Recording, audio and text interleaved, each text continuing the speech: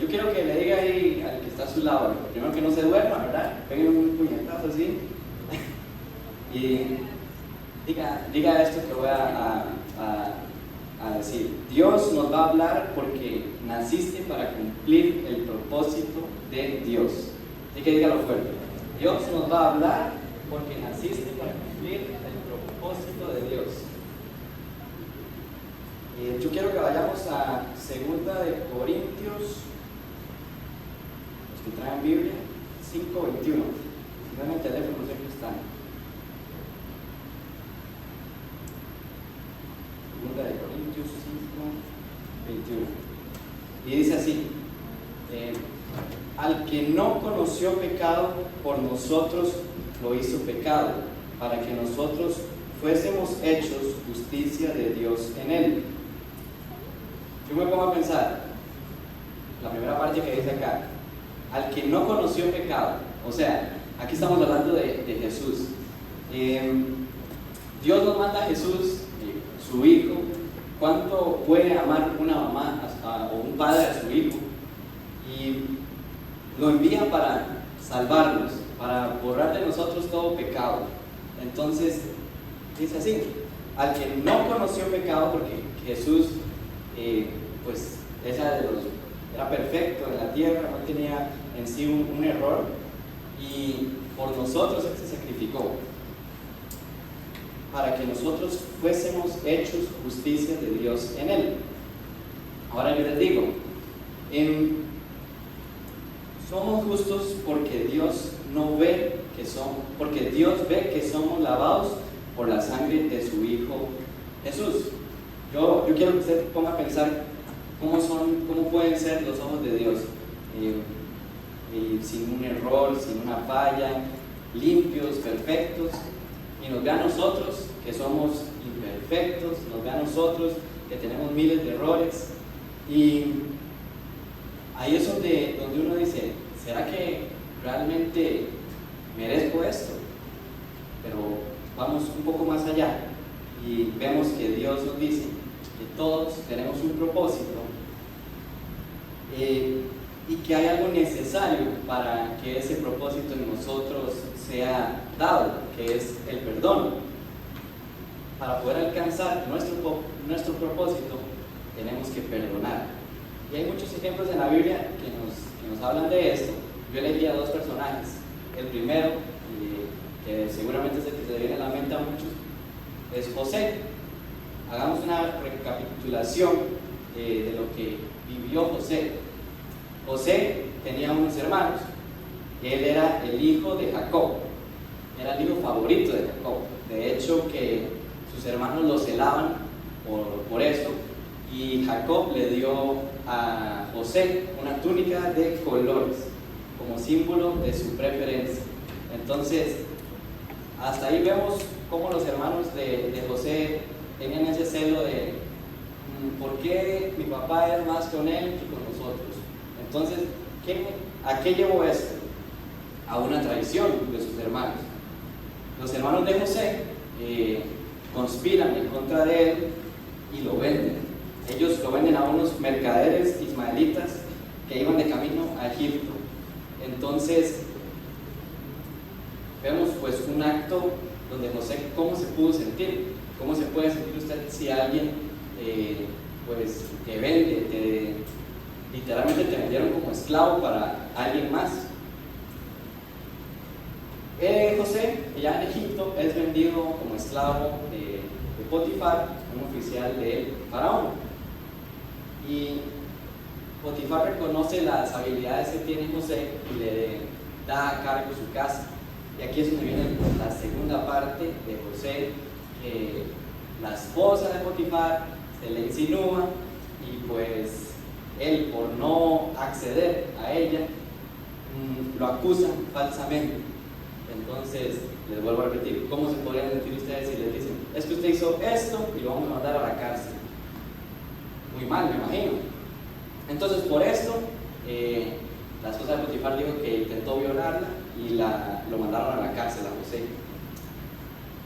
Ya en la cárcel, en la prisión, pues José descubre más dones que tenía, como que por ejemplo él podía interpretar sueños. interpreta el sueño de un copero, de un panadero, entre otros. Y aquí viene el punto donde, después de todo este proceso, quería que llegáramos. El reencuentro de José con sus hermanos. Imagínense qué cara pudieron ver los hermanos a José, sí, que estaba ahí, en todas, como decimos. Hubo unos años de hambruna en los cuales los hermanos de José viajaron a Egipto y pues a buscar comida, y pues la sorpresa fue que José estaba ahí.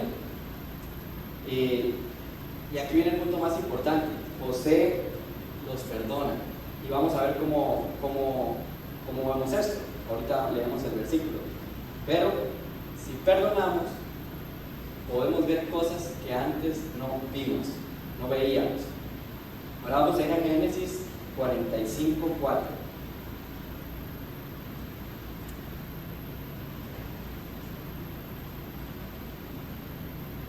Y dice así: entonces dijo José a sus hermanos: acercaos ahora a mí.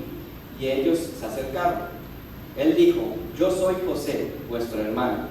O sea, le está diciendo: aquí estoy, soy yo, el mismo que, aquí viene la otra parte, el que vendisteis para Egipto. Entonces, vean qué fuerte que es eso, porque él está diciendo literalmente: aquí estoy, soy yo, el mismo que ustedes vendieron, que ahora ustedes están pidiéndome más bien a mí algo. Y viene una parte muy interesante en el versículo 7, que es así: y Dios me envió delante de vosotros para preservaros por posteridad sobre la tierra, y para daros vida por medio de gran liberación.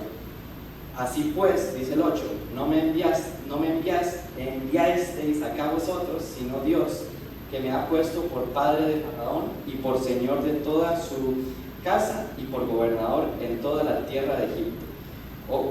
Quiero que entiendan esta parte, que él lo que está diciendo es que todo en la vida, lo que Dios deja que a nosotros nos pase, tiene una razón, tiene un porqué. Tal vez José, cuando lo vendieron, pudo haber dicho: aquí ya me llevo la trampa, aquí ya me va a ir mal. Y él sabía que tenía un propósito. Por lo tanto, hasta el puro final, cuando él perdona, uno puede decir: mira, esta era lo que quería Dios conmigo, salvar a mi familia, salvar a la nación entera también.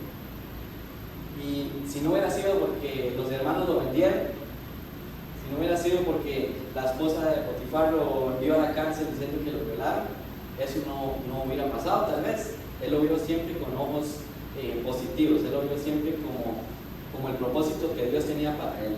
Incluso en la cárcel él puede descubrir dones como el de interpretar los sueños, ¿verdad? El perdón es una decisión. Mirar a la persona que me hizo daño con los ojos con los que Dios lo miraría.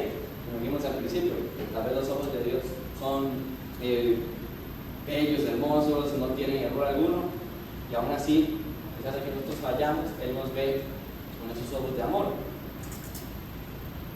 El siguiente ejemplo que les tenía es de Pablo, que él en una cárcel escribe una carta a Filemón.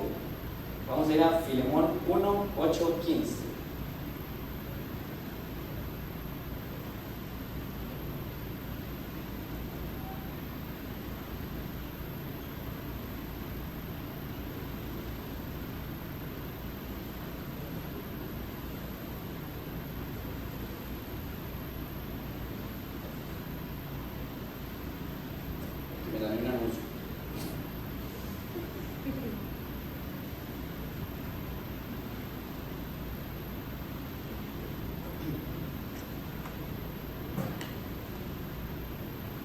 Y dice así: por eso, aunque en Cristo tengo la franqueza suficiente para ordenarte lo que debes hacer. En este caso, lo que está diciendo Pablo es como como cuando alguien llega y le dice a usted, es que Dios me dijo, cuando te dicen Dios me dijo que, no sé, que ya no debo estar acá, es literalmente como un Dios me dijo, cierra el pico, no me diga nada, me voy a ir. Básicamente, algo así, me imagino yo que le estaba diciendo Pablo a Filemón. Entonces, dice así: prefiero rogártelo en nombre del amor. Yo, Pablo, ya anciano y ahora además prisionero de Cristo Jesús. Ahí yo me imagino también, como poner un ejemplo, cuando uno va en el bus y se sube un anciano y pues hay que darle campo, ¿verdad? Pues somos jóvenes, hay que darle campo. Yo me lo imagino así, poniendo en la carta, porque estoy viejo, porque estoy anciano, como diciéndole, por favor hágalo, ¿verdad? No te lo estoy exigiendo, pero por favor hágalo. Y además dice, y ahora además prisionero de Cristo Jesús. ¿A qué se refiere acá? Pues él está ahí por amar a personas que tal vez no se lo merecían, y pues Pablo siempre fue una persona directa. Tal vez hoy en día a muchos no le caería bien, le dice las cosas como son, entonces a no mucho le cae bien eso. Es muy importante también ver a quién nosotros le pedimos un favor. Si tal vez esa persona no te cae bien, no te llevas bien, es muy extraño que vayas a pedir un favor. Normalmente vas a alguien el cual no sea amargado, no sea gruñón, porque sinceramente a veces pedir un favor a uno le da como penilla, ¿verdad? Entonces, sigamos leyendo por acá. Dice: te suplico por mi hijo Onésimo. Onésimo ya conocía a Filemón, bueno, Filemón ya conocía a Onésimo, porque Onésimo fue un esclavo de él, pero en ese momento por algo tuvo que haber llegado a la cárcel a estar con Pablo para que se conocieran. Eso quiere decir que alguna torta por ahí se tuvo que haber jalado. No menciona cuál torta, pero tuvo que ser un tortón, porque Filemón no lo quería para nada, no lo quería ni ver. Y dice así: te suplico por mi hijo Onésimo, quien llegó a ser hijo mío mientras yo estaba preso. En otro tiempo te era inútil. Quiere decir que en aquel momento no servían para nada, por eso algo hizo que lo mandaron para allá. Pero ahora nos es útil tanto a ti como a mí. Entonces vemos esto que él está pidiendo, Pablo le está pidiendo un favor, pero él es ejemplo. ¿A qué me refiero? Pablo está en la cárcel por amar a gente que no lo merecía. Por eso él está mandando esta carta, para que también esa persona ame a Onésimo como él ama a las personas por las cuales está ahí en la cárcel, porque la cárcel era algo fuerte, ¿verdad? Entonces él dice que no te pediría nada si no soy ejemplo. Eso me quedó muy marcado. Tal vez hay cosas injustas que para Dios son justas. Vamos a seguir por acá. Él era un excelente líder también, porque él da este mensaje como: te voy a exigir, y sé lo que te voy a exigir porque yo te lo estoy modelando primero. Adivinen quién estaba entregando la carta, el pergamino de Pablo a Filemón. Era Onésimo. Onésimo era el que llevaba el mensaje. Y dice así: te lo envío de vuelta, es el 12, te lo envío de vuelta y con él va mi propio corazón. Yo hubiera querido retenerlo para que me sirviera en tu lugar mientras estoy preso por causa del Evangelio. Sin embargo, no he querido hacer nada sin tu consentimiento, porque como les dije al principio, él era un esclavo, y en aquel momento, cuando usted era esclavo, usted pertenecía completamente a esa persona. No quiero hacer nada sin tu consentimiento, para que tu favor no sea por obligación, sino espontáneo. Tal vez Onésimo se alejó de ti por algún tiempo, para que ahora siempre. Entonces,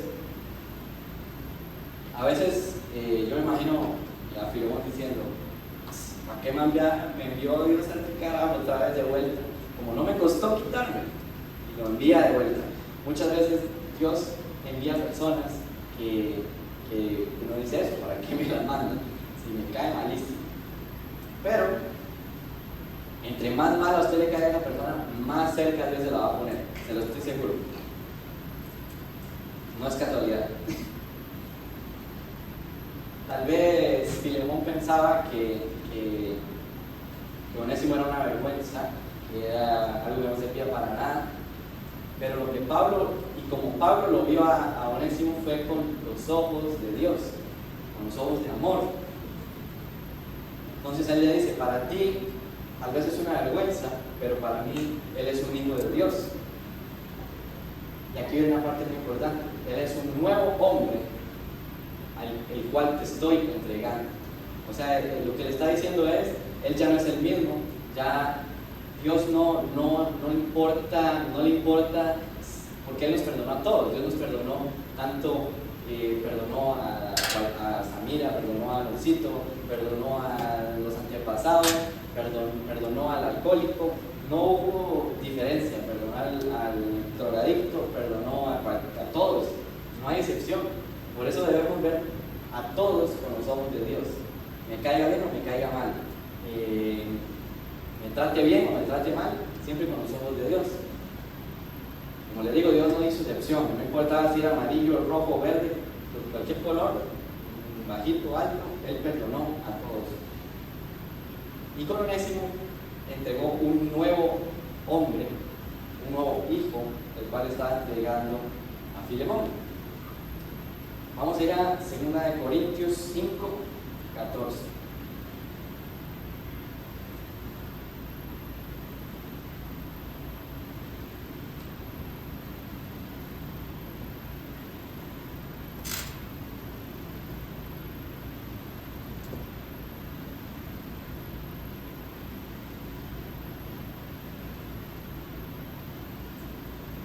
Porque el amor de Cristo nos constriñe, pensando en esto, que si uno murió por todos, luego todos murieron, y por todos murió, para que los que viven ya no vivan para sí, sino para aquel que murió y resucitó por ellos. Entonces, como les estaba diciendo, Cristo, Dios envió a su Hijo para que muriera por todos, ¿no? Sin excepción. Yo me pongo a pensar en el camino en el cual Jesús iba para que lo crucificaran. ¿Qué podría estar pensando? Porque tras de que Ferias le estaban llevando una cruz por todos nosotros, estaban escupiéndole, le estaban pegando, iba sin descanso, caminando frente a todos, avergonzándolo. Entonces, ahí es donde yo digo, ¿qué pudo haber pensado? ¿Qué pudo haber dicho? ¿Qué estoy haciendo? ¿Por qué estoy haciendo esto? Así que también debemos no quejarnos tanto y pensar en que el propósito que Dios tiene en nosotros, no importa las circunstancias que pasemos, siempre es por algo que estamos pasando ese propósito, siempre es por algo que estamos pasando ese desierto. Entonces, ya al final de la historia entre Filemón y Onésimo, estaba Filemón leyendo la carta y yo me lo imagino que cuando mediante iba leyendo todo, iba pensando ¿qué estará haciendo este aquí, verdad? ¿Qué habré hecho yo para volver a recibir a este? Pero él ve la firma de Pablo al final y hay algo muy importante. Yo me lo imagino leyendo ahí, levanta la mirada, vuelve a ver a Onésimo y en lugar de decirle algo, una madriada ahí, en lugar de decirle que se largara, que se fuera, él le dice y le pregunta, ¿cómo estás, Onésimo? Y esto yo lo veo como él puede verlo a través de sus ojos, como lo ve Dios. Entonces él puede ver a Cristo en él. De esta forma, y para ir concluyendo con esta parte, tenemos que, a cada uno de nosotros tenemos que vernos como hermanos.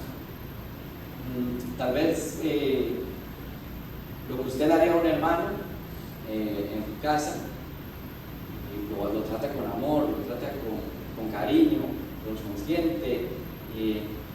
Así debe de mirarse también unos a otros entre nosotros, no mirar las indiferencias, no mirar si él me hizo un daño, si el comportamiento no es el adecuado.